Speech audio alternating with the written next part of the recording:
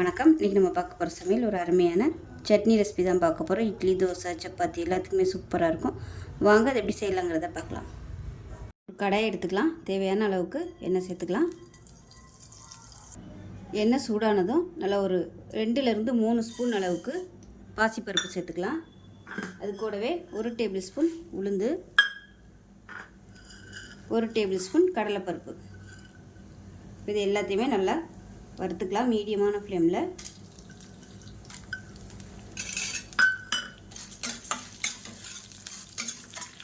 இது கூடவே 8 வரமிளகா சேர்த்துக்கலாம். கொஞ்சமாக கருவேப்பிலையில் சேர்த்துக்கலாம்.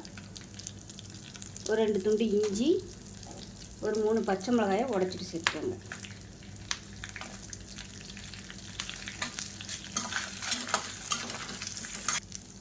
இப்போ எல்லாமே லேசாக வதங்க ஆரம்பிச்சிருச்சு. இந்த ஸ்டேஜில் மீடியம் சைஸாக ஒரு பெரிய வெங்காயம் நீளமாக நறுக்குனதை சேர்த்துக்கலாம்.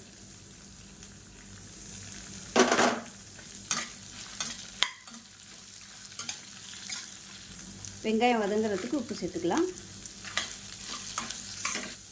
இப்போ தக்காளி சேர்த்துக்கலாம். மீடியம் சைஸாக ஒரு தக்காளி.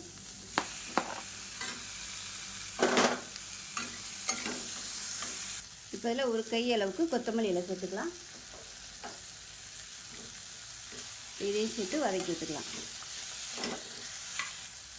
மல்லி இலை இந்த அளவுக்கு வதங்கினா போதும், ரொம்ப வதக்க வேணாம், அதோட ஃப்ளேவர் இருக்காது. இப்போ கேஸ் அமர்த்திடலாம். அமர்த்திட்டு ஆற விட்டுட்டு நல்லா நைஸாக அரைச்சிட்டு பார்க்கலாம்.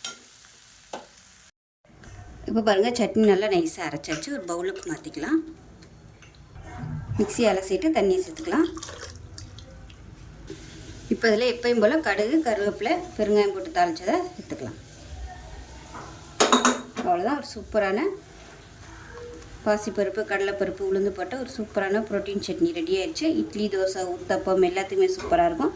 செஞ்சு பாருங்கள். செஞ்சு பார்த்து எப்படி இருந்துச்சுங்கிறத சொல்லுங்கள். வீடியோ பிடிச்சினா லைக் பண்ணுங்கள், கமெண்ட் பண்ணுங்கள், சேனலை சப்ஸ்கிரைப் பண்ணுங்கள், பக்கத்தில் பெல் பட்டனை ப்ரெஸ் பண்ணுங்கள். நன்றி.